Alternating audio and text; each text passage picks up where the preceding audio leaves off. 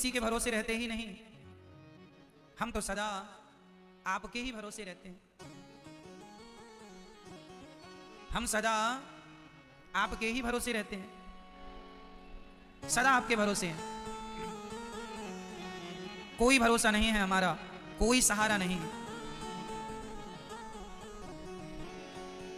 प्रिय भक्तों, जब भगवान गोपियों को छोड़कर गए तो गोपियां भी कहती हैं, हे गोविंद, गोपाल सहारा तेरा है, कोई नहीं है गोविंद आपके सिवा मेरा सहारा। पर भगवान नहीं आए। 2 दिन का कह के गए, अभी तक नहीं आए। तब भगवान रोने लगे। आज मुझे अपनी गोपियों की याद आ रही है। सारी गोपियां वृंदावन में रो रही हैं, गोविंद को याद कर रही हैं। भगवान ने उद्धव जी से कहा घनश्याम ने उद्धव से, वृंदावन जरा जाना, वहां की गोपियों को ज्ञान का कुछ तत्व समझाना। विरह की वेदना में वे सदा बेचैन रहती हैं, तड़प कर आह भरती हैं और रो रो कर ये कहती हैं। क्या कहती हैं? है प्रेम जगत में सार, और कुछ सार नहीं, मन कर ले प्रभु से प्यार, और कुछ सार नहीं। सारी गोपियां केवल भगवान से प्यार करना चाहती हैं। उद्धव जी, तुम वृंदावन जाओ और मेरी गोपियों को जरा देखो, रो रही हो तो समझाओ, और इतना ऐसे समझाओ कि वो मेरे लिए रोए ना। सारी गोपियों के लिए भगवान उद्धव जी को एक पत्र लिख कर देते हैं। कहा जल्दी से जाओ। उद्धव जी चले। ये उद्धव जी कौन है? ये उद्धव जी भगवान के परम सखा, परम मित्र, वृष्णी नाम प्रवरो मंत्री, कृष्णस्य दयितः सखाः, शिष्यो बृहस्पते साक्षात् उद्धवो बुद्धि सत्तमः। साक्षात बृहस्पति के शिष्य, परम विद्वान, परम ज्ञानी उद्धव जी आज गोपियों को समझाने आ रहे हैं। क्या समझाने आ रहे हैं? कि कृष्ण के लिए रोया ना करो। ये तो ऐसा हो गया कि किसी को बहुत जोर से प्यास लगी है और उसे आप पानी ना देकर पानी का आप ज्ञान दें। अरे पगले, क्या पानी के लिए रोता है? तेरे शरीर में तो पानी ही पानी है, बादलों में पानी पानी है, पूरा समुद्र पानी से भरा पड़ा है, नदियों में पानी बह रहा है, जमीन के अंदर पानी है। तो क्या प्यासे को ऐसा ज्ञान देने से क्या उसकी प्यास मिट जाएगी? मैया जी, क्या पानी का ज्ञान देने से प्यासे की प्यास मिटेगी? प्यासे को क्या चाहिए? क्या चाहिए? पानी या पानी का ज्ञान? अब कोई उसे साइंस समझाने लगे, पानी कैसे बनता है, पानी का फॉर्मूला क्या है। अब CO2 का कोई ज्ञान देने लगे उसे। कोई बहुत प्यासा खड़ा हो और उसे आप CO2 समझाएं, उसे आप कहें कि पानी, बारिश में पानी ही पानी होता है चारों तरफ, तुम्हारे शरीर में पानी की मात्रा सबसे ज्यादा है, पूरी पृथ्वी में पानी की मात्रा सबसे ज्यादा। तो क्या पानी के तमाम ज्ञान से प्यासे की प्यास का कोई संबंध है? जैसे पानी के ज्ञान से प्यासे की प्यास नहीं मिटेगी, प्यासे को एक ही चीज चाहिए,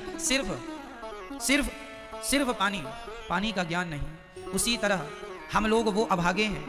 हमें कुछ लोग कहते हैं ज्ञान चाहिए, कुछ लोगों को तृप्ति होती होगी भगवान के ज्ञान से। उद्धव जैसे ज्ञानियों को किससे तृप्ति होती है? भगवान के ज्ञान से। पर उद्धव से जब गोपियों ने कहा कि उद्धव, हमें कृष्ण का ज्ञान नहीं, हमें तो कृष्ण चाहिए, हमें तो कृष्ण चाहिए, पानी का ज्ञान नहीं, पानी चाहिए। तो भगवान के ज्ञान से ज्ञान होना ठीक है, पर काम ज्ञान नहीं आता। जब भगवान का ज्ञान है पूरा और वो नजर ना आए, अनुभूति ना हो, तो हम ज्ञान अकेले का क्या करेंगे? क्यों? गोपियां कहती हैं, उद्धव, हमें तुम्हारा ज्ञान समझ नहीं आ रहा है। अब यहां यह समझने की बात है कि ज्ञान श्रेष्ठ है या भक्ति श्रेष्ठ है? क्या श्रेष्ठ है? हम किसे पकड़े? ये ज्ञान कौन है और भक्ति कौन है और वैराग्य क्या है? तो आपको हम समझाएं। भक्ति है माता, भक्ति है माता। किसकी? किसकी? ज्ञान और वैराग्य की। भक्ति है माता ज्ञान और वैराग्य की। इसलिए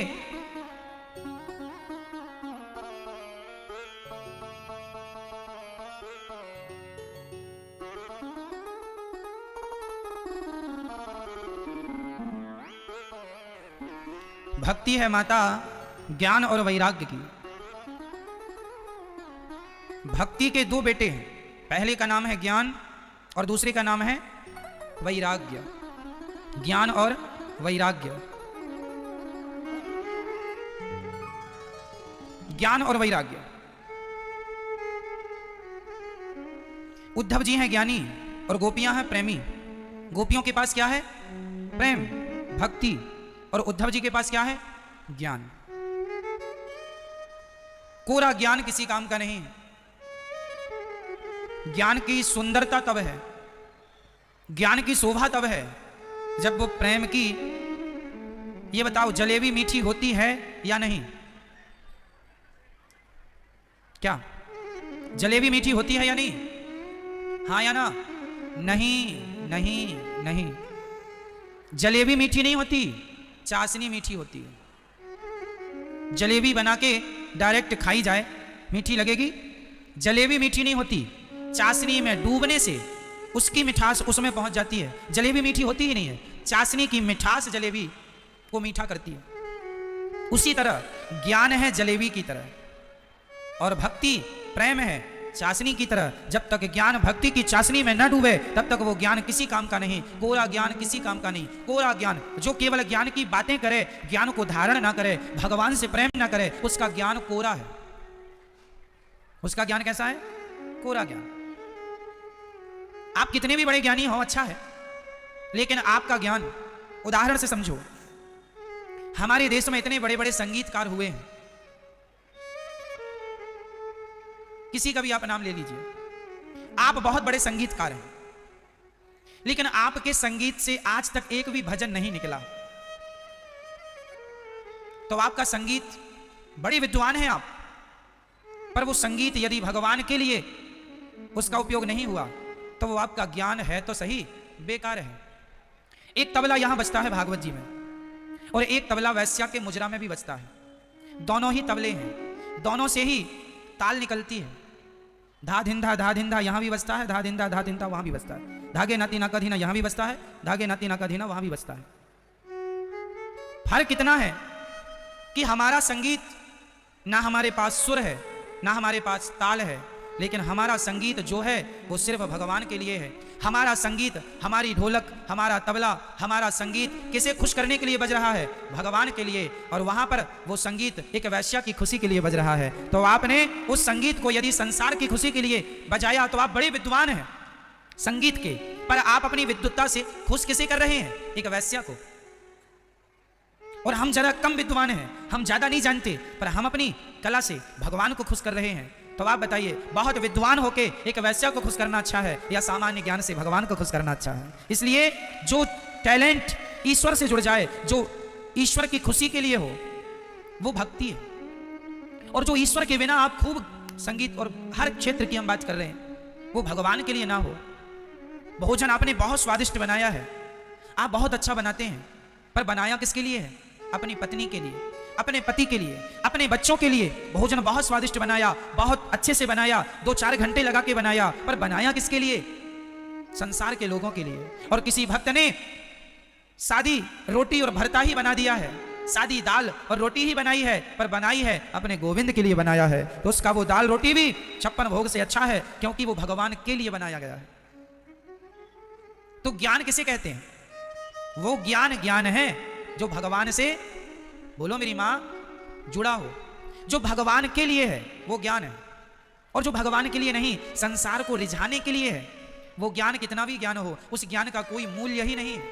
आपकी नजर में मूल्य होगा अच्छा है, पर भक्तों की नजर में उस ज्ञान का कोई मूल्य नहीं। क्यों? सही है। हम बहुत पैसे वाले हों और हम अपने पैसे से सुंदरियों को बुलाएं, शराब पिएं और हम किसी की हत्या करवाएं, अपने धन के बल पर किसी निर्बल को सताएं, तो क्या यह हमारा धन का होना सार्थक हुआ? हम अपने धन के बल पर निर्दोष की जान ले लें, किसी की रोटी छीन लें, किसी से मां का बेटा छीन लें, सुंदरी और सुरा के पीछे भागें, तो क्या यह धन की उपयोगिता है? या फिर हम बहुत बड़े आदमी नहीं हैं, हम सामान्य आदमी हैं, दाल रोटी कमाने खाने वाले हैं, लेकिन उससे भी हम बचा बचा कर कुछ धन को धर्म से जोड़ते हैं। हम भोजन किसी को बांटते हैं, किसी भूखे को रोटी देते हैं, प्यासे को पानी देते हैं, छत में चिड़ियों के लिए दाना रखते हैं और घर के बाहर गैयों के लिए पानी रखते हैं। हम भले सामान्य हैं, पर यदि हम प्यासे को पानी और भूखे को भोजन करा रहे हैं तो हमारा सामान्य धनवान होना, सामान्य धन से भी आपकी सदगति हो जाएगी। और यदि बहुत धनवान होकर भी आप उसका दुरुपयोग कर रहे हैं, उस धन का कोई मूल्य नहीं। इसलिए ज्ञान की शोभा नहीं है, भक्ति से जुड़ा हो तो ज्ञान ज्ञान है। मीराबाई एक बार एक पद गा रही थी, तो वहां पर एक बहुत बड़े संगीतकार थे।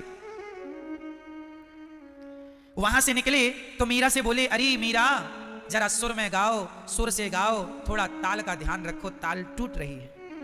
थोड़ा सुर से गाओ और ताल का ख्याल रखो, सुर ताल से गाओ। उसने कहा, अरे मीरा सुरताल से गाओ। तब मीरा ने कहा, भैया सुरताल से नहीं, भाव से गाओ, भाव से गाओ। भगवान के भजन में सुरताल जरूरी नहीं है, भाव जरूरी है।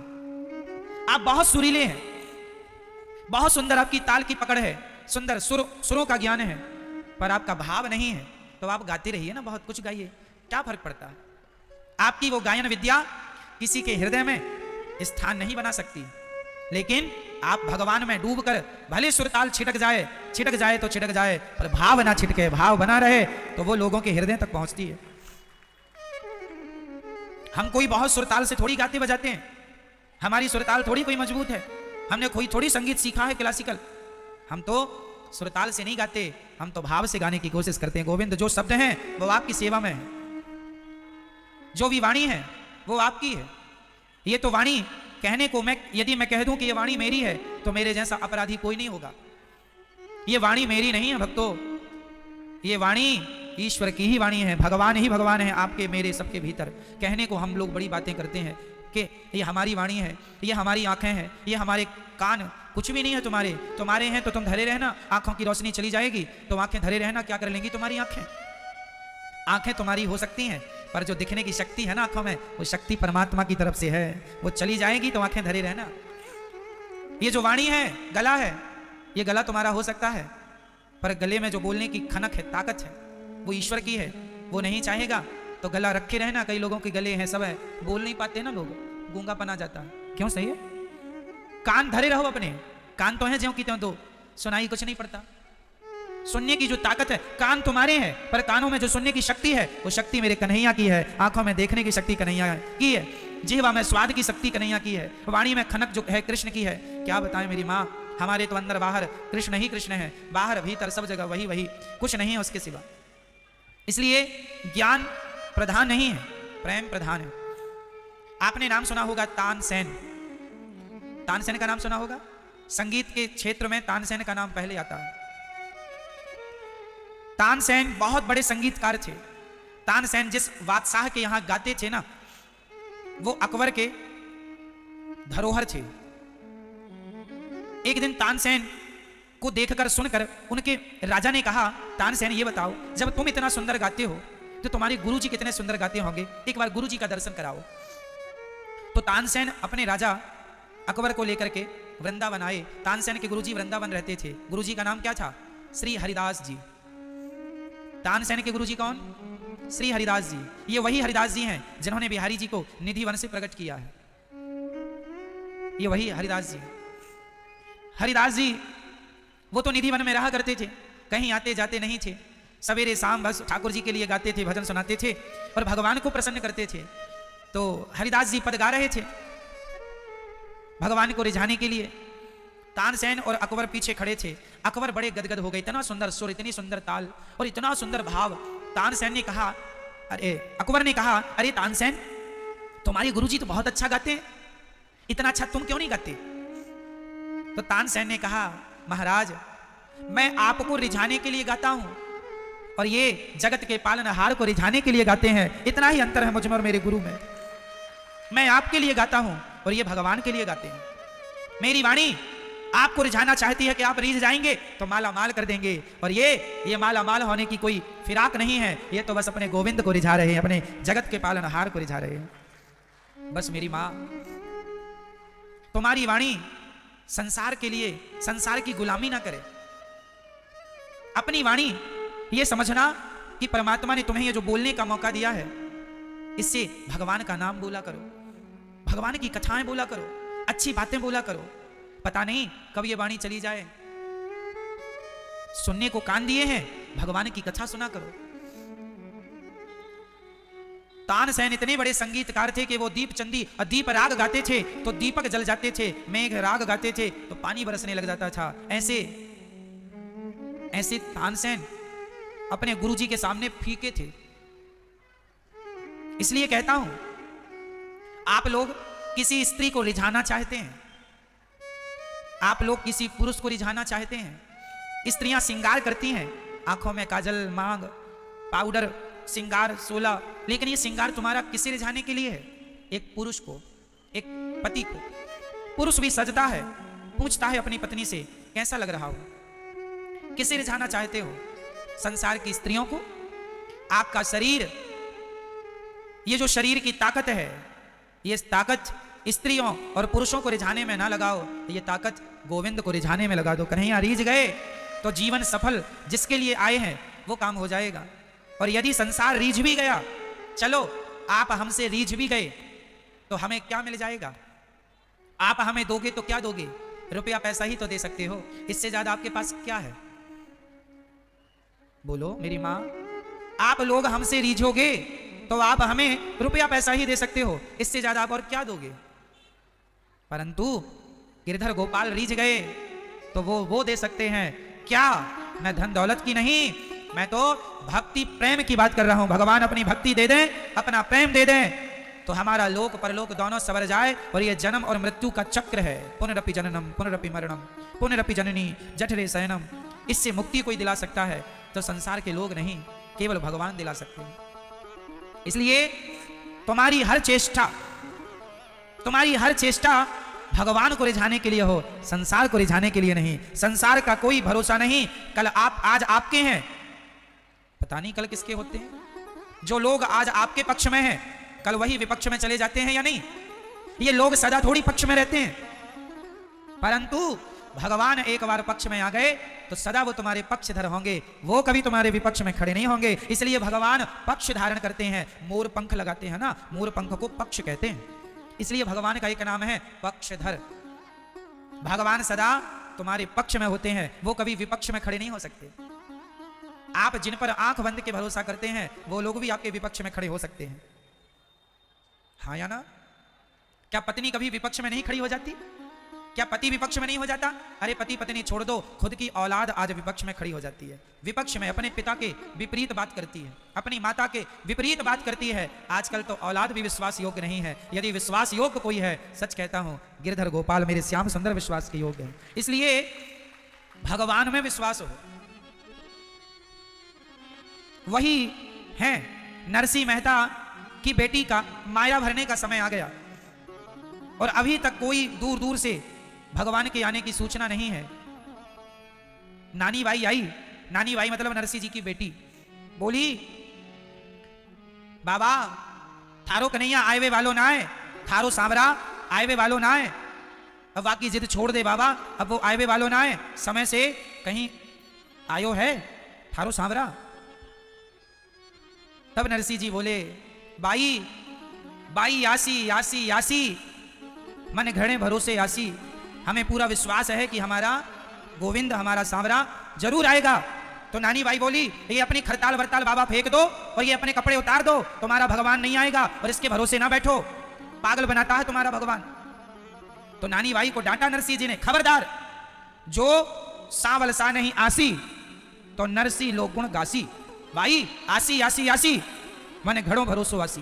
बाई मतलब बेटी नानी सुन, यदि मेरा कन्हैया नहीं भी आया मायरा भरने तो नहीं आए तो नहीं आए, मैं कोई मायरा भरवाने के लिए थोड़ी भक्ति कर रहा हूं, कोई स्वार्थी थोड़ी हूं। नहीं आए तो मत आ कन्हैया, तू नहीं आएगा तो भी मैं तेरा गुणगान करूंगा, मैं तेरे बिना नहीं रह सकता। नहीं आना है मत आ। पर मैं तेरे बिना नहीं रह सकता। और जब भक्त का ये पक्का विश्वास देखा ना भगवान ने, ओहो, रुक्मणी जी, सत्यभामा जी, जाम्बवती जी, अष्टपट रानियों के संग भगवान वो सोने चांदी की गाड़ियां भर भर के, रथ भर भर के, और दौड़ पड़ी गाड़ियां। इतना सोना बरसाया, कुबेर से कह दिया बरसा दो। नानी बाई के मायरे में भगवान ने इतना धन बरसाया, दुनिया समेट ना पाई, देखती रह गई। पानी नहीं, आज सोना बरस रहा था, सोना बरस रहा था। तब से भगवान का नाम पड़ गया सांवरिया सेठ। बोली सांवरिया सेठ की सारी दुनिया चोर चोर कहती थी, चोर है, चोर है। रुक्मणी जी को बड़ा बुरा लगा, प्रभु अपना नाम बदलो, थोड़ा आधार कार्ड में अपना नाम चेंज करा लो, हम बड़ा परेशान हो रहे हैं, सब आपको चोर चोर कह रहे हैं। भगवान बोले चोर कह रहे हैं, कैसे नाम बदला जाए, तो क्या नाम रखा? अरे बोले कुछ लेते बहुत आए हो, कुछ दो। भगवान बोले चलो देते हैं। नानी बाई के यहाँ जाके दिया ना मायरा, तब से भगवान को चोर नहीं सांवरिया सेठ कहा जाने लगा। ये तो सेठों के सेठ है, भगवान को सेठ कहा जाता है, सांवरिया सेठ, ये भगवान है। स्वार्थी भक्ति ना हो कि मायरा भरेगा तब तक भक्ति करेंगे, नहीं भरेगा नहीं करेंगे। नरसिंह जी बोले ना भरे तो ना भरे, मैं करूंगा। तो भगवान की भक्ति प्रेम प्रधान हो, प्रेम से भरी हो। मोहन प्रेम बिना नहीं मिलते, चाहे कर लो कोटि उपाय, कितने भी उपाय कर डालो, पर प्रेम के बिना भगवान की प्राप्ति नहीं है मेरी माँ। इसलिए भगवान को पाना हो तो क्या जरूरी है? यज्ञ जरूरी है, जप जरूरी है, तप जरूरी है, या फिर सच्चा प्रेम जरूरी है। आप में से कितने लोगों को प्रेम करना आता है? आप लोगों के अंदर प्रेम नाम की वस्तु है या नहीं? हाँ या ना? आपके अंदर प्रेम है या नहीं? बोलो है। तो आपके अंदर कितना प्रेम है? जितना है उतने से भगवान मिल जाएंगे या नहीं? अब मैं आपको बताता हूं, मेरी मां, जितने प्रेम से भगवान मिलते हैं, ईश्वर ने उतना प्रेम सबको दिया है। ईश्वर ने सबको बुद्धि बराबर नहीं दी, माना की। ईश्वर ने सबको ज्ञान बराबर नहीं दिया, माना की। किसी का ज्ञान ज्यादा है, किसी का ज्ञान कम है। किसी की बुद्धि फास्ट निर्णय लेती है, किसी की देर से लेती है। सब अपने प्रारब्ध के अनुसार, पूर्व जन्म कर्म के अनुसार अपनी बुद्धि विवेक ज्ञान पाए हैं। कई लोग ऐसे हैं, 1,00,000 बार समझाओ कि ऐसे नहीं ऐसे करना, फिर भी नहीं कर पाते, बताए बताए नहीं कर पाते, इतने मंद बुद्धि है। मंदा सुमंद मतयो मंद भाग्या युपद्रुता, इतने मंद। और कुछ लोग एक बार में पकड़ लेते हैं। सही है ये बात? हाँ या ना?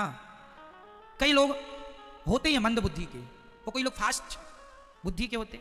तो बुद्धि किसी को ज्यादा किसी को कम इसलिए है, आप पिछले जन्म के आपने अच्छे पुण्य किए थे, आपकी अच्छी बुद्धि है। पुण्य कम थे, बुद्धि भी कम, ठीक है, ये तो चलो बुद्धि। लेकिन ईश्वर ने प्रेम सबको बराबर दिया है, तौल कर।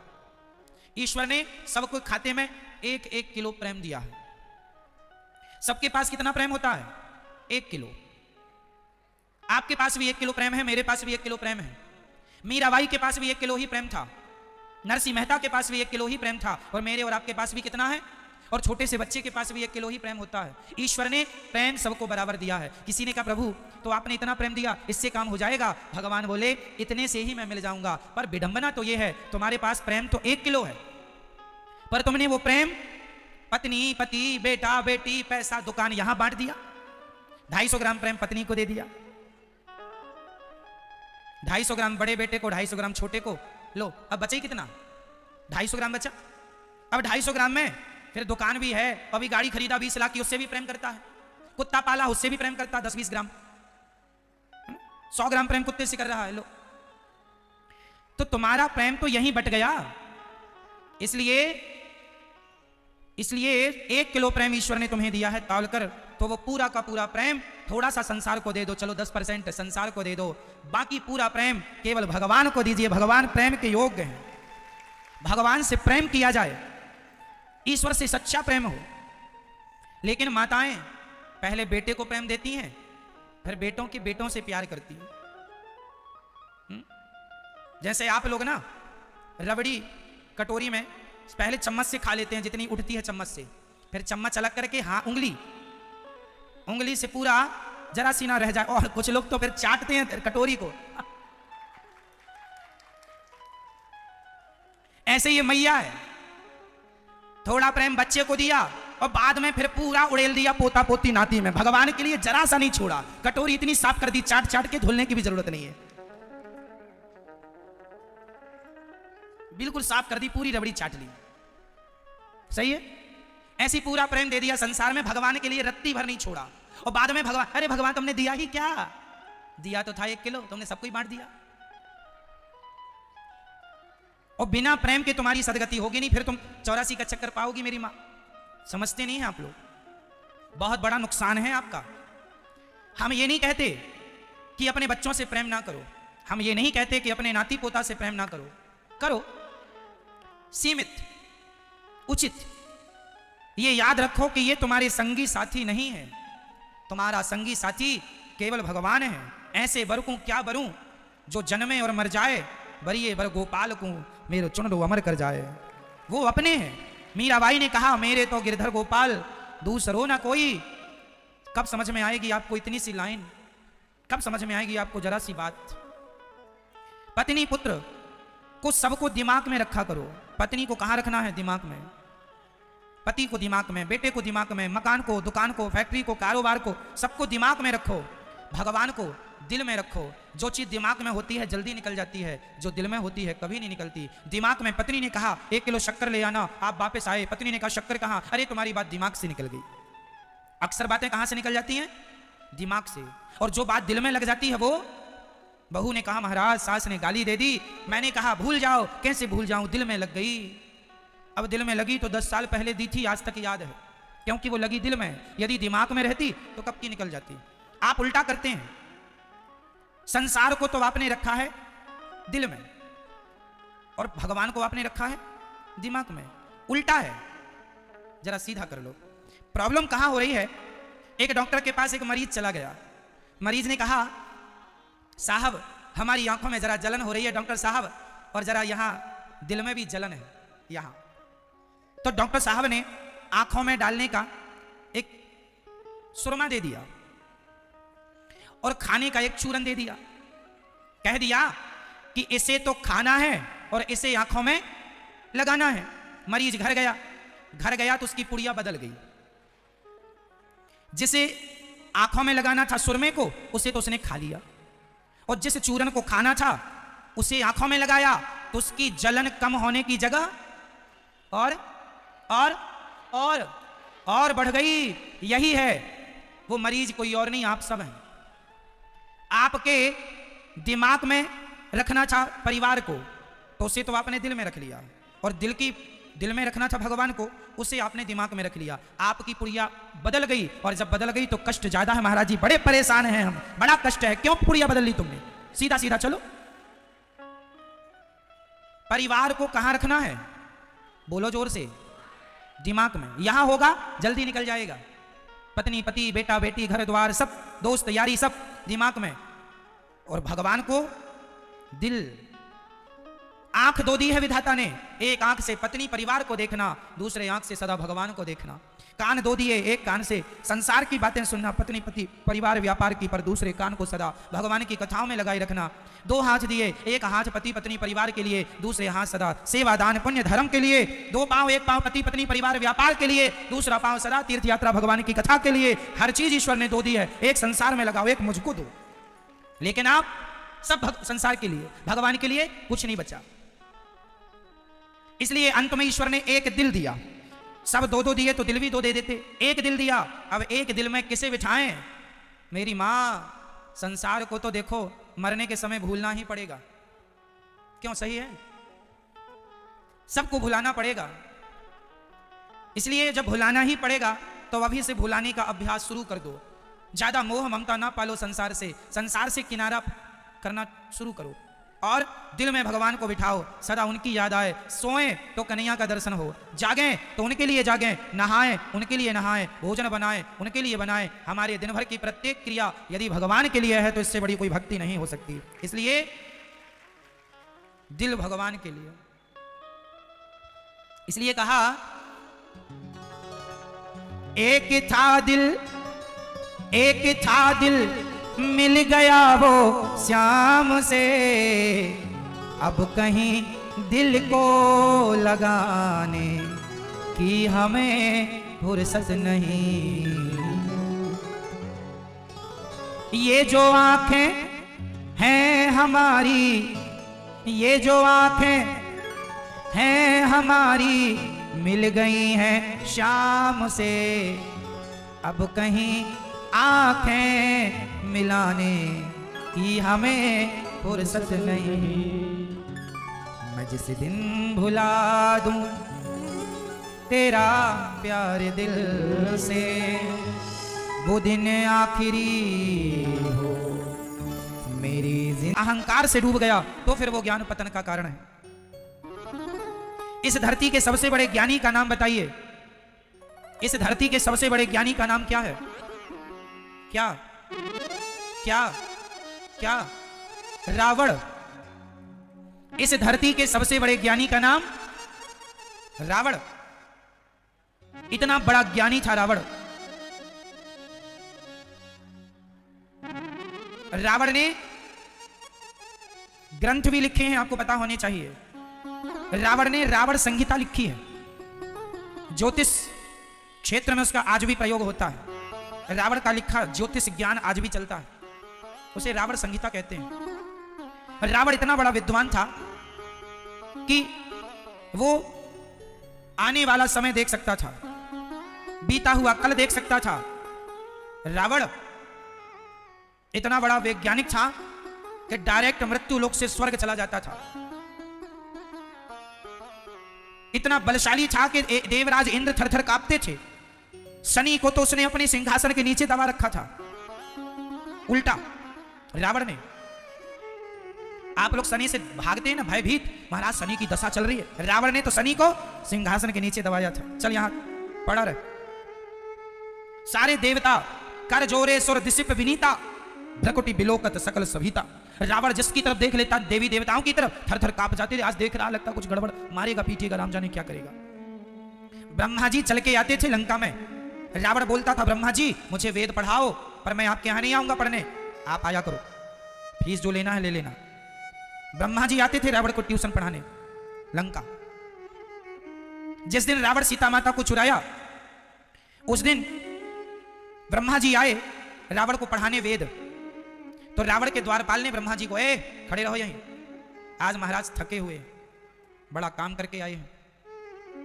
रावण के द्वारपालों में इतना पावर था कि ब्रह्मा जी को रोक देते थे। इतना बड़ा त्रिकालज्ञ। भगवान शंकर जी की सिंहासन उठा लिया।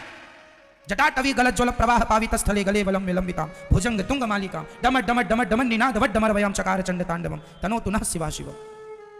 शिव तांडव गाया। शिव तांडव की रचना किसने की?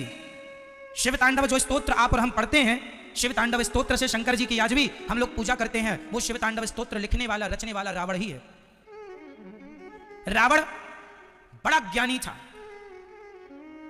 बड़ा विद्वान था, उसकी कोई बराबरी नहीं थी। आकाश पाताल में उसका शासन चलता था। गलती क्या हो गई? रावण ज्ञानी तो था पर उसके अंदर भगवान के लिए प्रेम नहीं था, जिसे कहते हैं कोरा ज्ञान। फिर वही बात आ गई, ज्ञानी तो है, कोरा ज्ञानी है। इसलिए कहता हूं ज्ञान रावण जैसा भी हुआ तो वो ज्ञान आपका कल्याण नहीं कर सकता। इसलिए रावण जैसे ज्ञानियों के आज भी पुतले जलाए जाते हैं। ज्ञान तो है पर आपके अंदर भगवान के लिए क्या नहीं है? क्या? प्रेम। और उसी लंका में रहने वाले विभीषण रावण जितने ज्ञानी तो नहीं थे पर उनके अंदर प्रेम था। तो प्रेम था तो रावण की लंका का सिंहासन किसे मिला? जो संपत्ति से रावण नहीं दीन दिए दसमाथ, सोई संपत्ति विभीषण नहीं सकुच दीन रघुनाथ। राम जी ने विभीषण जी को राजा बना दिया लंका का। हम बहुत ज्ञानी हो पर हमारा ज्ञान भक्ति शून्य हो तो उस ज्ञान का क्या करेंगे आप? वो ज्ञान तुम्हारे नाश का कारण बन जाएगा। एक्चुअली रावण का ज्ञान उसके विनाश का कारण बन गया क्योंकि उसका ज्ञान भक्ति से शून्य था। इसलिए हम कहते हैं माता शबरी ज्ञानी नहीं थी, प्रेमी थी, तो चल के राम के पास नहीं जाना पड़ा, राम स्वयं चल के माता शबरी के पास आ गए। इसलिए भगवान से प्रेम किया करो। कितना प्रेम करें महाराज? जितना अपने बेटे से करते हो, जितना अपनी पत्नी व्यापार पैसे से करते हो उतना भगवान से हो। यदि होगा तो इतने प्रेम से ही तुम्हारा कल्याण हो जाएगा। लेकिन प्रेम हम संसार से कर लेते हैं, किसी माँ के 2 बेटे हैं दोनों से हो जाएगा, पर भगवान से प्रेम नहीं हो पाता। आज एक मैया हमसे बोली, आज नहीं मतलब एक दिन मैया बोली, महाराज हम बड़े दुखी हैं, क्या करें? हमने कहा मैया बोलो श्रीमन नारायण। फिर बोली महाराज बड़े कष्ट में हैं, बड़ा दुख है। हमने बोला मैया बोलो श्रीमन नारायण। महाराज आप बताओ हमारा दुख कैसे मिटेगा? हमने कहा मैया बोलो श्रीमन नारायण। महाराज कुछ और बताओ। फिर हमने उनको कुछ और बताया। हमने कहा तुम्हारे आसपास कुआं है? बोली है। हमने कहा उसमें गिर जाना सबसे बड़ा अच्छा उपाय है, कूद जाना। हम कह रहे हैं प्रेम से श्रीमन नारायण कहो, प्रेम से भगवान का नाम जपो। उस नाम में तुम्हारी श्रद्धा नहीं है, उस नाम में तुम्हारा विश्वास नहीं है, और तुम कहती और क्या बताएं तुम्हें हम? और क्या होता? आप ही बताओ फिर हमें। भगवान से, भगवान के नाम से भी बड़ा कोई धन इस धरती में होए तो आप लोग मुझे बताओ भैया। भगवान के नाम से भी बड़ी शक्ति और कोई होती हो तो आप लोग मुझे बताओ। राम नाम के ही पत्थर पानी में तरे हैं, नारायण नाम से ही अजामिल की सदगति हुई है। यदि अजामिल का कष्ट दूर हुआ है नाम से, यदि सूरदास कबीरदास तुलसीदास जी का दुख दूर हुआ है नाम से, तो विश्वास रखना वो नाम तुम्हारा भी दुख दूर करेगा। विश्वास तो रखो। आदमी को विश्वास नहीं है। आज की विडंबना यह है कि कोई भभूति दे दे उस पर उसे विश्वास है कि चलो कुछ तो मिला, पर कहा जाए कि भैया राम पे विश्वास करो, राम नाम जपो कष्ट दूर होगा। लेकिन लोगों को भगवान के नाम पर विश्वास ही नहीं है। और लिखा है रामचरितमानस में, मंत्र जाप मम दृढ़ विश्वासा पंचम भजन सुवेद प्रकाशा। भगवान का नाम जपो, पर शर्त क्या है? बोलो मेरी मां। नाम जपो पर शर्त है विश्वास होना चाहिए। आज लोग नाम तो जपते हैं, उनका काम नहीं बनता। महाराज जी हम तो बड़ा नाम जपे, हमारा तो कोई काम हुआ नहीं। इसलिए नहीं हुआ क्योंकि तुम्हें उस नाम पर कोई विश्वास नहीं था। यदि विश्वास होगा तो प्रहलाद जी ने केवल नारायण नारायण नाम जपा। इतना प्रभाव था उस नाम का कि आग भी उन्हें जला ना पाई, जहर भी उन्हें मार ना सका। इसलिए भगवान के नाम पर कोई विश्वास करे तो सही 100%। लोगों को नहीं, हम बताते हैं नाम जपा करो, कीर्तन किया करो, श्रीमन नारायण का नाम तो जपो, विश्वास तो करो ये नाम ही भगवान है। सारे वेद पुराणों में लिखा है कलयुग केवल, जोर से, कलयुग केवल नाम आधारा, सुमरी सुमरी नर उतर ही पारा। कलयुग जोग न जग न ज्ञाना, एक आधार राम गुण गाना। सब लिखा है। नाम संकीर्तनम यस्य सर्व पाप प्रणाशनम। भागवत जी का अंतिम श्लोक कहता है कि जो मेरा नाम जपेगा श्रद्धा से, उसके सभी पाप जैसे आग की एक चिंगारी बड़े से बड़े ढेर को जला सकती है, उसी प्रकार भगवान का एक नाम बड़े से बड़े पापी को भी पाप मुक्त कर सकता है। लेकिन आपकी श्रद्धा होनी चाहिए तब। बिना श्रद्धा के जपा नाम व्यर्थ है। पूर्ण विश्वास मंत्र जाप मम दृढ़ विश्वासा, विश्वास के साथ पंचम भजन सुवेद प्रकाशा। नाम पर विश्वास हो। किसके नाम पर? भगवान के नाम पर। हे श्रीमन नारायण मैं आपको कभी भूलूं नहीं। हे नाथ मैं आपको कभी, आपके जीवन में जब भी कोई संकट आएगा तो संकट से आपको कौन बचाएगा? केवल भगवान श्री कृष्ण, श्री राम, श्रीमन नारायण। ये तीनों बताओ, राम और कृष्ण में बड़े कौन? आप बताओ। दोनों एक हैं। तो हमारे श्रीमन नारायण चाहे राम रूप में हो, कृष्ण रूप में हो, वही तुम्हारी रक्षा करेंगे। दूसरा को और देवता, बोलो और देवता चित्त न धरई, हनुमत से सर्व सुख करई। और देवताओं को चित्त में रखने की जरूरत नहीं है। एक श्रीमन नारायण को पकड़ लिया तो हाथी के पांव में सबके पांव आ गए, भगवान से संबंध जुड़ गया, फिर किसी संबंध की जरूरत नहीं है। फिर किसी की जरूरत, द्रौपदी ने भगवान को बुलाया, उनके बुलाने के बाद फिर किसी को बुलाने की जरूरत नहीं पड़ी। इसलिए भगवान को बुला लो मेरी माँ, और नाम जपोगी आधा घंटा अपने घर में रोज, कीर्तन किया करो अपने घर में श्रीमन नारायण श्रीमन नारायण। काम करते रहो, नाम जपते रहो, काम करो, गाड़ी चलाओ, नाम जपते जाओ, दुकान में बैठे कोई काम नहीं है, स्मरण करने लग जाओ, हे श्रीमन नारायण, हे श्रीमन नारायण। मैं आपके चरणों की, हम आपके चरणों की शरण ग्रहण करते हैं। हे नाथ हमें स्वीकार कीजिए, हम अभागे हैं, पतित हैं, नाथ हमें पावन कीजिए। भगवान से प्रेम करना है। कितना? कितना कितना? जितना बेटे से करते हो, जितना परिवार में पति और पत्नी से करते हो, दुकान और मकान से करते हो, इनसे प्रेम क्या करना, ये तो आपके हैं ही, इनसे तो अच्छे से बोल लिया करो। अच्छे से देखो, पत्नी से प्रेम करने की जरूरत नहीं है, पत्नी से अच्छे से बोला करो, अच्छे से बोला करो। ऐसे बोला करो, मेरी प्यारी कैसी हो। फिर पत्नी बोला करेगी, मेरे प्यारे आप कैसे हैं। ऐसा बोला करो, मजाक नहीं कर रहे, सही कह रहे हैं। पत्नी से प्यार करने की जरूरत नहीं है, पत्नी को अच्छे से बोला करो, अच्छे से बोलो, ये इतने में खुश रहते हैं ये लोग। अच्छे से बोलो, हर दूसरे दिन कहते रहा करो तुम बहुत सुंदर लग रही हो। बेचारी इतने में वो फूल के गुब्बारा हो जाएगी, उसको प्रेम करने की जरूरत ही नहीं है। वरना पति को प्रेम किया करो, प्रेम भगवान से। ये लोग तो शब्दों से काम चल जाता है इन लोगों का, शब्दों से हो जाएगा इनका पूरा, ठीक है। पति को भी बोल दिया करो, कुछ उसको भी अच्छा लगेगा।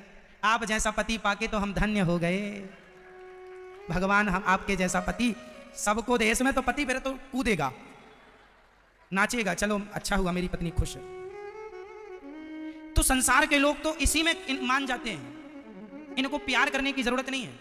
बेटे को प्यार कैसी, जिम्मेदारी है, बेटा हमारा है, सेवा करना, नहलाना धुलाना, पढ़ाना लिखाना, संस्कार, ये जिम्मेदारी है। अब तुम जिम्मेदारी तो पूरी करते नहीं, प्यार मेरा बेटा बेटा गोद में लिए घूम रही है, गोद में हाथ पांव उसके चलाओ उसे। हाँ? प्यार व्यार यहां जरूरत ही नहीं है प्यार की। आप लोग तो जबरदस्ती, जहां वो कहावत सुनी होगी, जहां काम आवे सुई, है ना, जहां सुई से काम हो जाए वहां तलवार की जरूरत सुई से हो जाए। पति पत्नी परिवार का काम जब सुई से हो रहा है, तलवार की क्या जरूरत है। इसलिए भगवान से प्रेम हो, वाणी संसार के लिए। अच्छा ये बताओ, आपके घर में काम वाली बाई होगी, काम वाले लोग होंगे, वो आपके घर का सारा काम करते हैं या नहीं? आपके कहने से करते हैं? तुम्हारे बच्चे को नहवाना धुलाना, कपड़े पहनाना, मालिश करना, तेल लगाना, सारी तैयारी काम वाली कर देती है। मेरी माँ करती है ना, काम वाली मैया करती है। वो तुम्हारे बच्चे को नहवाएगी, धुलाएगी, लाड़ लड़ाएगी, प्यार करेगी, लोई करेगी, तेल लगाए, सब करेगी, करेगी सब, बात अच्छी करेगी, हंस के बोलेगी, पर वो तुमसे प्यार नहीं करती। सही है, प्यार नहीं करती वो प्यार अपने बच्चों से करती है। उसी तरह तुम भी संसार से हंस के बोलो, जिम्मेदारी निभाओ, प्यार भगवान से करते रहो, भगवान तुम्हारे हैं। संसार तो हंस के काम चल जाएगा, संसार के सामने तो मुस्कुराते रहो, हंसते रहो, इसी से संसार खुश है। क्यों जी, सही है। भगवान गोपियों के पास उद्धव जी मन मां यशोदा से मिलकर गए, तब गोपियां रो रही हैं, अब तो मर जाएंगी, जी नहीं लगता कन्हैया के बिना। तब सखियों ने कहा अब मर मत, 2 दिन के लिए कहा आऊंगा, अभी तक नहीं आया, क्यों नहीं आया? भगवान से कहा, उद्धव जी ने कहा इसलिए नहीं आए। अच्छा, भगवान ने कहा अच्छा 2 दिन में आऊंगा मैं, नहीं आए वृंदावन वापस, क्यों? जब आना नहीं था तो 2 दिन का दिलासा क्यों दिलाया? भगवान ने कहा यदि मैं कह देता अब कभी नहीं आऊंगा तो गोपियां मर जाती, तो गोपियां मर जाती, उन्हें जिंदा रखना था, इसलिए भगवान को कहना पड़ा कि आऊंगा आऊंगा। यदि मेरे झूठ बोलने से आपके जान की, आपके प्राणों की रक्षा हो रही हो तो उस सिचुएशन में झूठ बोल देना पाप नहीं है। गोपियां इतना प्रेम करती थी भगवान से, भगवान कह देते अब नहीं आऊंगा, उसी क्षण गोपियां मर जाती। कम से कम 2 दिन के भरोसे जिंदा तो थी। तो जिंदा रखने के लिए किसी को कह दिया जाए कि मैं आऊंगा 2 दिन बाद, तो क्या यह झूठ पाप है? इसलिए गोपियां बोली हम ब्रज की भोली गवारनिया। गवार जानते हैं? गवार किसे कहते हैं? वो कहती हैं हम गवारनिया हैं। हम ब्रज की भोली गवारनिया, ब्रह्म ज्ञान की उलझन क्या जाने, मेरे और मोहन की बातें एक मैं जानूं या वो जाने। ये देखो गोपियों का ये प्रेम है। हमें पानी नहीं, हमें पानी का ज्ञान नहीं, पानी चाहिए, कृष्ण का ज्ञान नहीं। किसी का काम चलता होगा कृष्ण के ज्ञान से, पर गोपी कहती हैं कृष्ण का ज्ञान नहीं, अब तो कृष्ण को देखना है, कृष्ण को पाना है बस। हम प्रेम नगर की बंजारन, जप तप और साधन क्या जाने, हम श्याम नाम की दीवानी, नित नैम के बंधन क्या जाने। उद्धव जैसे ज्ञानी गोपियों के चरणों में गिर पड़े, हे माँ, हे राधा रानी, हमें भक्ति दे दो। और चरणों में गिर के चरण धूली माथे से लगाकर कहते हैं, आसा महो, हमें तो वृंदावन का लता पता गुल में लता औषधि नाम, हमें यहाँ की कोई औषधि लता पता बना लो, वृंदावन से अलग ना करो। भक्तों की चरण धूली माथे पर उड़ उड़ कर पड़ेगी तो हम भी अपने जीवन को कृतार्थ कर लेंगे। ज्ञान के बल नहीं, ये गोपियों के प्रेम के बल पर हमारा कल्याण हो जाएगा। ऐसी गोपियों की ये पावन कथा, पावन चरित्र। तब भगवान ने उद्धव को हृदय में ब्रज का दर्शन कराया और उद्धव जी को अहंकार आ गया, इसलिए भगवान ने उन्हें प्रेम की यूनिवर्सिटी में भेज दिया कि जाओ, ज्ञान का अहंकार ना आए, इसलिए प्रेम का पाठ पढ़ करके आ जाओ। प्रेम की पढ़ाई उद्धव जी को गोपियों ने पढ़ाई। और धन्य है भगवान की पावन ये गोपियां, जिन्होंने भगवान के सिवा कुछ ना चाहा। इसलिए हम भी भगवान से भगवान को चाहें, भगवान से कुछ और ना चाहें। भगवान का दूसरा विवाह पहला तो माता रुक्मणी जी से हुआ, दूसरा जाम्बवती, तीसरा सत्यभामा, चौथा यमुना, पांचवा उज्जैन में भगवान का मित्र विंदा से, छठवा सत्या से, सातवां भद्रा और आठवां विवाह भगवान का लक्ष्मणा से हुआ, है ना। भगवान ने 8 विवाह किए हैं। ये अष्टपटरानियां। भौमासुर नाम के एक दैत्य थे, उन्होंने 16,100 कन्याओं को बंदी बनाया। तो भगवान ने भौमासुर से युद्ध करके उसे पराजित किया और उन सभी कन्याओं को बंधन से मुक्त किया। देवियों, किराया खर्चा लो, अपने अपने घर को जाओ। तब उन कन्याओं ने कहा, प्रभु अब हमारा कोई नहीं है आपके सिवा, अपना लो। तब भगवान ने उनसे विवाह किया उनकी मर्जी के अनुसार। तो टोटल विवाह हो गए भगवान की। वो कन्याएं जैसे जेल में भौमासुर ने बंद किया था, वो कितनी कन्याएं थी? 16,100। अब वो कहती हैं, हम कहाँ जाएं, कोई नहीं है हमारा। अब तो हम घर जाएंगे तो हमारे घर वाले भगा देंगे कि तुम पर पुरुष के पास रह के आई हो, कोई देखेगा भी नहीं। उस जमाने में तो ये बड़ा चलता था ना कि कोई स्त्री किसी पुरुष के पास देखने को आ जाए, मिल जाए तो लोग उसे बदनाम कर देते थे, अरे अब ये औरत चरित्रहीन है ना। तो उस समय इन नारियों को कौन अपनाता? लोग कहते, तुम तो एक राजा के यहाँ रही हो सालों, थोड़ी शुद्ध रही होगी। जिन्हें कोई ना अपनाया उन नारियों को लोग तिरस्कृत कर रहे थे। तब उन नारियों को भगवान ने पत्नी बना करके उन्हें समाज में सम्मान से जीने का अधिकार दिया है। नारियों का सम्मान भगवान श्री कृष्ण करते हैं। कई लोग कहते हैं भगवान ने इतने सारे विवाह क्यों किए? अरे किए थोड़ी, सब इमरजेंसी केस थे। नहीं करते तो बोल रही हैं कि हमें जहर दे दो मर जाए। अब बताओ, या मर जाने दें या विवाह कर लें तो क्या सही है? विवाह कर लेना, वो भगवान है भैया। 16,108 विवाह हो गए। भगवान ने कोई राजी मर्जी से थोड़ी विवाह किया, उनकी दशा को देखकर। भगवान तो दयालु है ना, दरबार में बंसी वाले के दुख दर्द मिटाए जाते हैं। अब भगवान तो भगवान है, दयालु है। कोई भक्त कहे तो कि अपना लो तो भगवान उसे भी अपना लेंगे, पर कोई भक्त कहे कि पति के रूप में हमें पत्नी के रूप में अपनाओ तो वो तो भगवान है, भक्त की इच्छा पूरी करनी पड़ेगी। तो अपना लिया, चलो भैया पत्नी हो जाओ। क्या करते? अब दुष्ट राजा लोग इकट्ठा कर रहे थे, महिलाओं के साथ अत्याचार कर रहे थे तो करना पड़ा। टोटल विवाह भगवान के कितने हुए? 16,100। हर रानी के गर्भ से 10 बेटा हुए भगवान के और 1 बेटी हुई। भगवान श्री कृष्ण की 16,108 तो बेटियां हैं और इसमें अब 10 का हिसाब कर लेना। एक रानी से 10 बेटा हुए हैं, 16,108 रानियां है ना। तो ये बेटे हो गए, लाखों की संख्या में हो गए। ठीक है, तो ये भगवान की संतान। अच्छा, भगवान अपने परिवार में बड़े खुश हैं पत्नी से। ऐसा नहीं कितने विवाह करके अब रो रहे हो। आजकल तो एक करके ही आदमी रोने लग जाता है। जब से हुई है शादी आंसू बहा रहा हूं, मुसीबत गले पड़ी है उसको निभा रहा हूं, ऐसा लोग कहते हैं। भगवान के साथ ऐसा नहीं था। भगवान तो गृहस्थी को बड़े आनंद से जी रहे हैं, निभा रहे हैं। पत्नी पति बोझ नहीं है, गृहस्थी बोझ नहीं है। पर गृहस्थी चलाने के पहले ना भाई, आप लोगों ने जब गाड़ी चलाई तो चलाने के पहले उसे सीखा होगा। साइकिल भी आपने चलाई तो पहले हम लोग उसे क्या करते थे? सीखते थे। पहले हम लोग साइकिल कैसे? कैंची साइकिल चलाते थे। कैंची जानते हैं? डंडे के उस तरफ पांव डाल दिया और अभी डंडे पर चढ़ना नहीं आया, सीट पर बैठे नहीं और साइकिल चल रही है, कैंची बोलते हैं उसको। बड़ी खुश हो, अरे कैंची आ गई हमसे कैंची। एक हाथ डंडे को पकड़ लिया, एक हाथ से हैंडल चल रही है साइकिल, ये कैंची होती है। फिर हम लोगों ने दोनों पांव, एक पांव डंडे को उस तरफ डाला, फिर वो डंडा साइकिल, डंडे पर बैठने लगे। वाह, डंडे पर बैठ के चला रहे, अभी सीट पर बैठना नहीं आया। और फाइनल सीट पर बैठे तो छोटा बच्चा बैठा है। हम लोग, हमारी साइकिल बड़ी थी, बहुत बड़ी थी, और हम छोटे सीट पर बैठे तो एक पांव से पैडल मारे, दूसरे पांव तक पैडल आए ना, मतलब पांव छोटे हैं, साइकिल का पैडल बड़ा है, तो पांव छोड़ छोड़ के साइकिल चल रही है। पैडल एक मार दिया जोर से, फिर दूसरे पैडल पांव में आएगा, उसका इंतजार। ऐसी साइकिल। कहने का तात्पर्य यह है कि हम लोगों ने साइकिल चलाने के पहले उसे चलाना सीखा है, उसी प्रकार गृहस्थी बसाने के पहले गृहस्थी चलाना किसी सदगुरु से सीखना पड़ता है। आप लोग सीखते नहीं है, डायरेक्ट गृहस्थी बसा लेते हैं, इसलिए तोड़फोड़ हो जाती है, इसलिए तलाक वलाक की स्थितियां उत्पन्न हो जाती हैं। यदि हर लड़की शादी के पहले सत्संग करे, हर लड़का शादी के पहले सत्संग करे और संस्कार प्राप्त कर ले कि नारी का सम्मान करना चाहिए, नारियों को पति का सम्मान करना चाहिए, ये संस्कार जरा से आ जाएं तो गृहस्थी की गाड़ी बहुत बढ़िया चल जाएगी। कल हमने गृहस्थी को चलाने के लिए 10 करोड़ का एक सवाल दिया था आप लोगों को और आप लोग जीते भी थे। आज आ गए होंगे खाते में 10 करोड़? नहीं,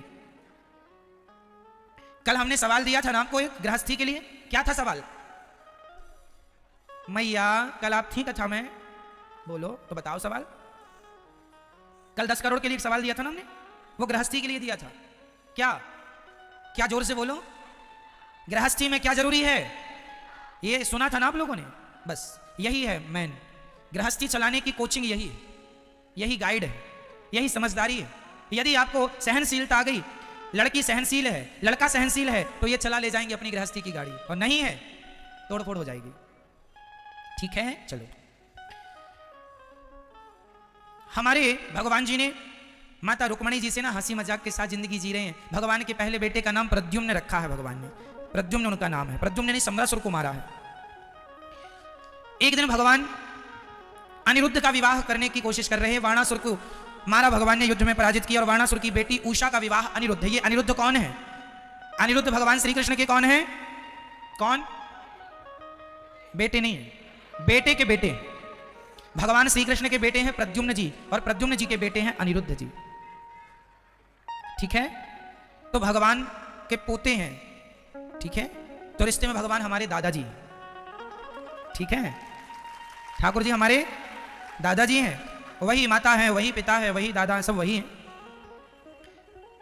अब भगवान ने राजा नृग पर कृपा की है। नृगो नाम नरेंद्रोहा मिक्ष्वाकुतनयः प्रभो।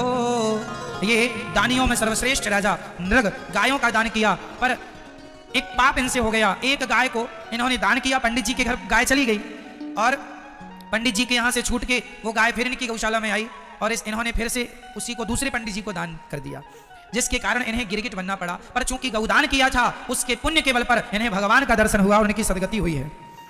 एक बात याद रखना, पुण्य कभी मिटता नहीं, ना तो पाप मिटेगा ना तो पुण्य मिटेगा। पाप हमने किया तो पाप भोगना पड़ेगा, पुण्य किया पुण्य का भी फल मिलके रहेगा, पाप का भी मिलके रहेगा और पुण्य का भी मिलके रहेगा।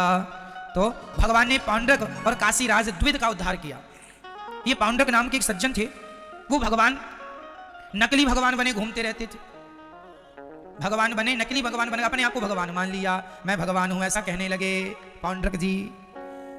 भगवान ने उनको समाप्त किया। आज बताइए हमारे भारत में कितने भगवान हैं? हमारे सनातन धर्म में कितने भगवान हैं? कितने? आप मैया आप बताओ, भगवान कितने होते हैं? आप बताइए जी, क्या नाम है उन एक का? ठीक है, यदि उनका नाम श्री कृष्ण है, श्री राम है, श्रीमन्नारायण है, तो फिर बताओ शंकर जी कौन है? फिर बताओ दुर्गा जी कौन है? फिर बताओ गणेश जी कौन है? ये सवाल आपसे कोई कर दे तो आप क्या उत्तर देंगे? इसलिए हम ही प्रश्न कर रहे हैं, हम ही इनका उत्तर दें, ताकि आपसे कोई पूछे तो आप चुप ना रह जाएं। बता दें, भगवान एक है। हमारे सनातन धर्म में ईश्वर कितने हैं? एक। एको ब्रह्म द्वितीयो नास्ति, ईश्वर एक। उन एक का नाम है श्रीमन्नारायण। वह नारायण ही राम बने, वह नारायण ही श्री कृष्ण बने। जब वो राम नहीं थे तब वो श्रीमन्नारायण ही थे, और जब वो कृष्ण नहीं थे तब वो श्रीमन्नारायण ही थे, क्योंकि राम जी जब आए तो चतुर्भुज रूप में आए। तमद्भुतम बालकमम्बुजे क्षणम चतुर्भुजम शंख गदायुधायुधम। और राम जी आए तो चतुर्भुज रूप में, भय प्रगट कृपाला दीन दयाला कौशल्या हितकारी हरसित महतारी तुमि मनहारी अद्भुत रूप निधारी जन अभिरामा कनिधन श्यामा विजयायुध मुदचारी भूषण वनमाला नयन विशाला शोभा सिंधु करारी। तो बताइए, 4 भुजा है ना राम जी जब प्रकट हुए, लिखा है इसमें, है ना? 4 भुजाएं भगवान जी, रामचरितमानस में लिखा। तो कोई बच्चा पैदा होता है तो 4 भुजा वाला, और क्या लिखा है? उनके भुजाओं में क्या है? शंख चक्र गदा पद्म आयुध भुज चारी लिखा। तो बताइए, चार भुजा वाला और शंख चक्र लेके प्रकट होने वाला कौन है? भगवान श्रीमन नारायण ही। द्वापर में कृष्ण और त्रेता में राम बने, इनमें कोई भेद नहीं। हमारे भगवान एक श्रीमन नारायण, वही जगन्नाथ जी, वही द्वारिकाधीश जी, वही बिहारी जी, वही सांवरिया सेठ विठलनाथ जी, वही श्रीनाथ जी, वही है, कोई भेदभाव। अच्छा, फिर शंकर जी कौन है? अब सवाल खड़ा हुआ, शंकर जी कौन? तो बता दूं शंकर जी कौन है। इस धरती में सबसे बड़े भक्त भगवान के कौन है? भगवान वैष्णवानाम यथा शंभु। भगवान शंकर इस धरती के सबसे बड़े भक्त हैं। शंकर जी सदा किसका ध्यान करते हैं? जोर से, सदा सीता, और सीताराम मतलब श्रीमन नारायण। तो शंकर जी सदा किसका ध्यान करते हैं? सदा वसंतम हृदयारविंदे भवम भवानी। शंकर जी सदा सीताराम का ध्यान करते हैं, श्रीमन नारायण का ध्यान करते हैं। हम भी नारायण का ध्यान कर रहे हैं और शंकर जी भी नारायण का ध्यान कर रहे हैं। तो शंकर जी हमारे कौन हो गए? हमारे बड़े भैया, हमारे बड़े भाई हैं शंकर जी। वो भी कहते हैं कि त्वमेव माता च पिता त्वमेव त्वमेव बंधुश्च सखा त्वमेव। शंकर जी कहते हैं, हम शंकर जी की माता कौन? शंकर जी अपनी माता किसे मानते हैं? सीता को। और पिता मतलब माता उनकी हो गई लक्ष्मी और पिता हो गए नारायण। तो शंकर जी सदा सीताराम जपते हैं। जासु नाम बल शंकर काशी, देत सवहि सम गति अविनाशी। राम नाम बोलते हैं शंकर जी कान में, तब काशी में मरने वाले को मोक्ष मिलता है राम नाम के बल पर। तो शंकर जी भी श्रीमन नारायण का जाप करते हैं, ध्यान करते हैं, और हम भी उन्हीं का ध्यान करें। तो शंकर जी हमारे कौन हुए? हमारे बड़े पूज्य, हमारे बड़े पूज्य वंदनीय। जैसे राम जी बड़े हैं तो भरत जी राम की पूजा कर रहे हैं, ऐसे शंकर जी हमारे बड़े भाई हैं, क्योंकि वो भी लक्ष्मी जी को माता मानते हैं, नारायण को पिता मानते हैं। तो हम भी नारायण को अपना पिता, लक्ष्मी हमारी माता। तो हमारे रिश्ता क्या हुआ शंकर जी से? बोलो भाई। अब कोई कहे महाराज जी हम तो ओम नमः शिवाय का जाप करते। हाँ, आप ठीक कर रहे हैं। आप यदि ओम नमः शिवाय भी जपेंगे और शंकर जी का ही ध्यान करेंगे तो शंकर जी अंत में आपको उठा के भगवान श्रीमन नारायण की गोद में रख देंगे। या डायरेक्ट जाओ या इनडायरेक्ट जाओ, दो रास्ते हैं। क्यों जी, पहुंचना वही है। इसलिए शंकर जी भी वृंदावन में भगवान श्री कृष्ण की लीला में सम्मिलित होने आए। हाँ, एक दिन वो भोले भंडारी बन करके ब्रजनारी। शंकर जी पर कोई संकट आता है, जैसे भस्मासुर ने शंकर जी को भस्म करने के लिए बढ़ा, तो भस्मासुर से शंकर जी की रक्षा किसने की? और शंकर जी को किसने बचाया भस्मासुर से? भगवान श्रीमन नारायण ने। अंत में हम सभी जीव मात्र भगवान की शरण में जाते हैं। या डायरेक्ट जाओ या किसी देवी देवता के थ्रू जाओ, या प्रधानमंत्री से डायरेक्ट मिलो, या अमित शाह के द्वारा मिल जाओ, या और किसी नेता के द्वारा मिलो। क्यों? तो आप डायरेक्ट मिले या नेताओं के द्वारा मिले, तो यही है, भगवान से डायरेक्ट मिलो या इनडायरेक्ट। कोई गणेश जी के द्वारा मिले तो भी सही है। अच्छा, शंकर जी के अवतार हैं हनुमान जी। हनुमान जी सदा राम राम जपते हैं कि नहीं? हाँ या ना? राम दुआरे तुम्हें रखवारे, होते नया आज्ञा विनु पैसारे। सब सुख लहे तुम्हारी सरना, तुम्हें रक्षक काहू को डरना। तो हम जैसे अपने बड़े भाई से प्यार करते हैं, ऐसे अपने भगवान शिव से प्यार करो, ऐसे हनुमान जी से प्यार करो, ऐसे गणेश जी से प्यार करो, और जैसे पिता से प्यार करते हैं ऐसे भगवान श्रीमन नारायण से प्यार करो। ठीक है? अब कहो महाराज जी हम तो दुर्गा जी के पुजारी हैं, दुर्गा जी का बताओ। तो सुनो, इस धरती पर जितनी देवियां हैं, दुर्गा माता, शारदा माता, भद्रकाली माता, केला माता, ज्वाला माता, कामाख्या माता, जितनी भी माता हैं वो सभी माता लक्ष्मी स्वरूपा हैं। किसका स्वरूप है? बोलो मेरी माँ। हाँ, आपने बोल दिया श्रीमन नारायण। श्री मतलब लक्ष्मी, नारायण मतलब नारायण। आपने श्री कह दिया, आपने राधा कह दिया, आपने सीता कह दिया, तो सीता के अंदर ही दुर्गा जी, भद्रकाली, शारदा, लक्ष्मी, महालक्ष्मी, सारी देवियां किसके अंदर हैं? लक्ष्मी माता। वही माता राधा है, वही माता सीता है। तो आपको अलग से आप कहें दुर्गा मैया, भद्रकाली माता, ये आप अलग से कहो तो भी अच्छा है। आखिर दुर्गा मैया किसका स्वरूप है? अंत में है तो लक्ष्मी ही। हाँ या ना? भाई, पानी एक गिलास में भरा है तो है तो पानी, पर वो आया कहां से? आया तो जमीन के अंदर से ही आया होगा। क्यों? उसी प्रकार चाहे दुर्गा माता हो इत्यादि धरती में जितनी माता हो, सभी माताओं का मूल तत्व माता लक्ष्मी ही है। समझ रहे हैं? इसलिए हाथी के पांव में सबके पांव श्रीमन नारायण कह दिया, सबका स्मरण हो गया। अब आप कोई अलग अलग से करे तो भी सही है, और कोई श्रीमन नारायण जपे तो भी सही है। तो ये जाप करना है आपको। अब इनके सिवा मार्केट में जितने ऐसे ऐसे बाबाओं के मंदिर, आजकल तो बाबाओं के मंदिर बना दिए भारत में। राम जी को नीचे बिठा रखा है मंदिर में, कृष्ण जी को नीचे, और एक बाबा को की तस्वीर मूर्ति ऊपर बिठा दी लोगों ने, बड़े बड़े करोड़ों रुपए खर्च करके मंदिर बनवा दिए। आप जानते हैं बाबा को? कौन बाबा? हाँ, बाबा जी को ऊपर बिठाया है, राम जी और कृष्ण जी को नीचे बिठा दिया। आप बताइए कोई बाबा कैसे? अब कई लोग कहते हैं बाबा भगवान है। अच्छा ये बताओ, आप लोगों के पिता कितने हैं? किसके? दो किसके हैं? एक किसका है? जिसके एक है वो हाथ उठाओ। एक है मैया, कुछ लोगों के हाथ नहीं उठ रहे हैं, तो क्या समझे हम? पिता आपके जैसे पिता दो नहीं हो सकते, पिता एक ही होगा, उसी तरह भगवान दो नहीं हो सकते, भगवान एक ही। कोई बाबा कैसे भगवान हो जाएगा ये बताओ? और आप लोग मान रहे हैं महाराज बाबा बड़े चमत्कारी है, पानी से दिया जलाते हैं। अरे पगले, ये तो जादूगर भी कर लेता है, तो जादू है। आपने देखा नहीं, जादूगर धूल उठाता है, रोली बना देता है। जादूगर एक लड़के को जाल में बांधता है, मंत्र पढ़ता है, बच्चा गायब हो जाता है, कबूतर पैदा हो जाता है। ये तो जादू है। यदि तुम्हें जादू ही देखना है तो हमारे भगवान ने एक उंगली से पहाड़ उठा लिया, इतना सा मुंह खोल के ब्रह्मांड दिखा दिया। क्या ये जादू नहीं समझ में आता तुम्हें? चमत्कार देखना है तो भगवान ने नहीं दिखाई क्या? 1200 किलोमीटर का सेतु बना दिया बिना खंबे का, ये चमत्कार नहीं है क्या? और तुम भगवान को छोड़ के कोई बाबाओं के पीछे घूमते हो? मैया, क्या आपके पति दो हो सकते हैं? बोलो मेरी माँ। नहीं। अच्छा कोई पुरुष बहुत सुंदर हो तो हो जाएगा क्या? नहीं। अच्छा कोई पुरुष बड़ा चमत्कारी है तो हो जाएगा क्या? नहीं। नहीं मैया, जोर से बोलो। नहीं। यहां जब कोई चमत्कारी पुरुष तुम्हारा पति ना हो सका तो कोई चमत्कारी बाबा भला भगवान कैसे हो जाएगा? भैया क्यों मती मारी गई है लोगों की? क्यों तुम सही यथार्थ को नहीं जानते? भगवान एक है इस युग में। बताइए, ये घोर कलयुग है जहां नए भगवान लॉन्च किए जा रहे हैं, भगवान लॉन्च किए जा रहे हैं लोग। इसलिए आप लोग स्वधर्मे निधनम श्रेयः परधर्मो भयावह, गीता में लिखा है स्वयं के धर्म में मर जाना अच्छा है, दूसरे के धर्म को स्वीकार करना अच्छा नहीं है।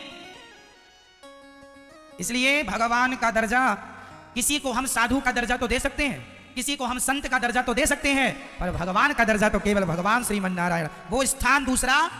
आप किसी पुरुष को अपने पिता का दर्जा तो दे सकती हो, आप किसी पुरुष को अपने भाई का दर्जा दे सकती हो, परंतु आप किसी पुरुष को अपने पति का दर्जा नहीं दे सकती। उसी प्रकार हम किसी को साधु संत का दर्जा दे सकते हैं, पर भगवान तो हमारे श्रीमन नारायण है। हमारे माता रामो मत पिता रामचंद्र, स्वामी रामो मत सखा रामचंद्र, सर्वस्व में रामचंद्रो दयालुर, नान्यम जाने नहीं वो जाने न जाने। हम अपने राम अपने कृष्ण के सिवा किसी को जानते ही नहीं है और जानना चाहते भी नहीं। अब आप लोग तो डरे हुए हैं, महाराज बाबा चमत्कारी हैं, सब जा रहे हैं। अरे सब भेड़ हैं, तुम भी भेड़ बनोगे क्या? यही तो कलयुग है, सब कर रहे हैं, तुम भी करो। सब मूर्ख हैं तो तुम भी मूर्ख बनो। एक भेड़ कुआं में गिर गई, सारे गिर गए। यही तुम्हारे ज्ञान का परिचय है क्या? कोई कैसे भगवान हो जाएगा भगवान के सिवा? इसलिए आप लोग, हमारे तो सिर में कनपटी में कोई बंदूक लगाए और बंदूक लगा के कहे बोलो फलाने बाबा की, उन बाबा जिनकी हम बात कर रहे हैं, इनडायरेक्ट आप डायरेक्ट समझ लो।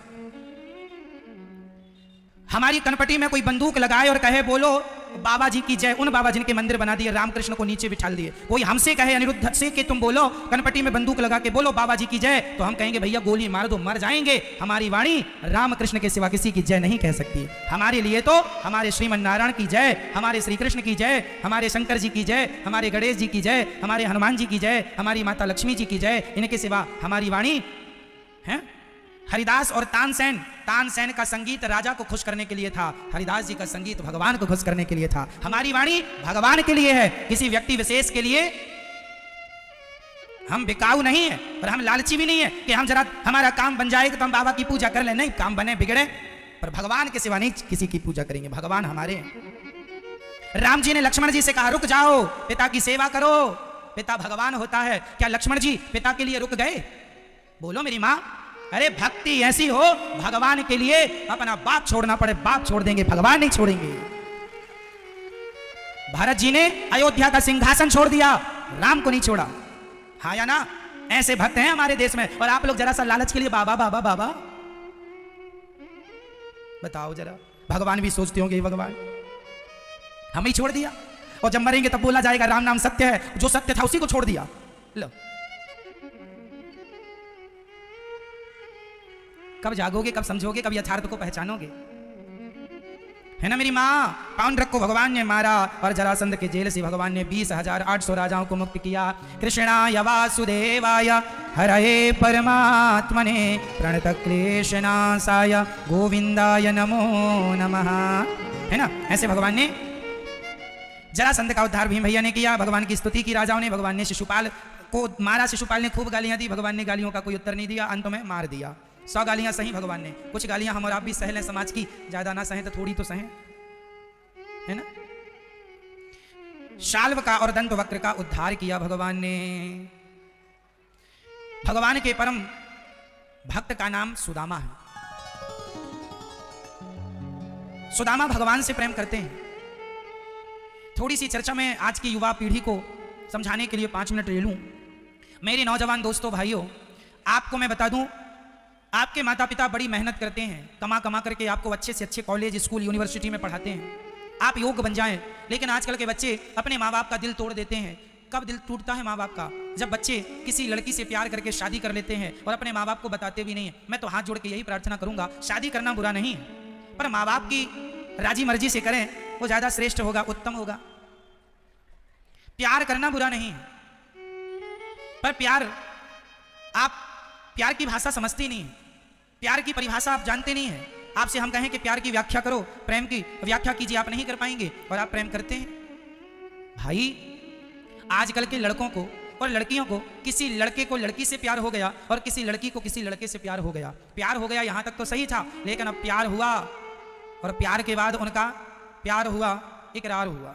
प्यार हो गया, फिर उन लोगों के द्वारा दोनों ने शादी कर ली, माँ बाप को नहीं बताया। अरे आपके माँ बाप हैं, प्यार करते हो, किसी लड़की को पसंद करते हो, तो आप पहले अपने माँ बाप को बताओ। और मैं अपनी बेटियों से हाथ जोड़ के कहता हूं, आप किसी लड़के को पसंद करती हैं, चलो आपकी अपनी पसंद है, आप ठीक करती होंगी, आप भी विवेकशील हैं, बुद्धिमान हैं, आप किसी लड़के को पसंद करती हैं, करो पसंद, बुराई नहीं है। लेकिन उस लड़के को पसंद करना ठीक है, यहां तक सही है, पर आपने उस पसंद की आड़ में उस लड़के से संबंध बना लिया, तो क्या हुआ? शादी के पहले आपने अपना चरित्र बिगाड़ लिया। इससे क्या होगा? आप चरित्रहीन महिला कहलाएंगी। इससे क्या होगा मेरी मां? आप जब तक जिएंगी, यदि उस पुरुष से आपका विवाह हो गया मां बाप की मर्जी से, तो ठीक है, अब आपने संबंध किसी पुरुष से बना लिया प्यार के नाम पर, और फिर शादी किसी और पुरुष से हो गई, तो फिर आप कौन हैं? आप अपने आप से पूछिए, क्या आपका नाम कभी पतिव्रता स्त्रियों में गिना जाएगा? कौन है फिर आप? कौन है? ये मैं नहीं कहता, आप अपनी अंतरात्मा से पूछिए कि ये काम किसका है? हर समय पुरुष बदलने का काम किसका होता है? इसलिए पतिव्रता नारी के ये लक्षण नहीं है। हमारी भारत की महिलाएं, खासकर मेरी बेटियां, हाथ जोड़ के कहता हूं, संसार की हर चीज दूसरी बार मिल जाएगी, पर चरित्र बिगड़ गया कहीं नहीं बनता। ये बिगड़ा हुआ चरित्र कहीं नहीं बनता। इसके लिए दूसरा जन्म लेना पड़ेगा, इसके लिए दूसरा जन्म लेना पड़ेगा। नहीं, अब बिगड़ गया तो बिगड़ गया। अब ये किसी दुकान में ये बनने वाला नहीं कि भैया बिगड़ा हुआ चरित्र बना दो। रावण का चरित्र बिगड़ गया, आज तक उस चरित्रहीन के पुतले जलाए जाते हैं। राम जी के पास भी आई थी सूर्पनखा, यदि राम जी ने भी स्वीकार कर लिया होता तो क्या आज राम जी के गली गली मंदिर होते? बोलो। तो पूजा किसकी है? राम की नहीं, राम के चरित्र की पूजा है। राम चरित्र सुन वे कौन रसिया, राम लखन सीता मन बसिया। हमारा देश, मेरी माँ, मेरी बहनों, मेरी बेटियों, मेरे नौजवान दोस्तों, भाइयों, आपसे भी प्रार्थना है, लड़कों से भी, अपना चरित्र मजबूत रखना। आजकल लोग अपना चरित्र बिगाड़ लेते हैं पढ़ने लिखने के नाम पर। पढ़ने गए, कॉलेज गए, उन्हें चरित्र बिगाड़ने में कोई लाज शर्म नहीं है। वो कहते महाराज जी हम तो पढ़े लिखे, तो पढ़े लिखे केवल चरित्र बिगाड़ने के लिए हो? ये हमारा कल्चर नहीं है। आज की हवा तो ऐसी ही चल रही है। आजकल के लड़के लड़कियां तो कहते हैं जैसे प्यास लगी तो पानी पी लिया, भूख लगी तो भोजन कर लिया, ऐसे शरीर में इच्छाएं हुई तो हमने भोगों को भोग लिया। इसमें क्या बुराई है? वो तो भूख और प्यास से तुलना कर रहे हैं अपने चरित्र की। अब तुम्हारी तुलना ही गलत है, हम क्या सिखाएं तुम्हें? ये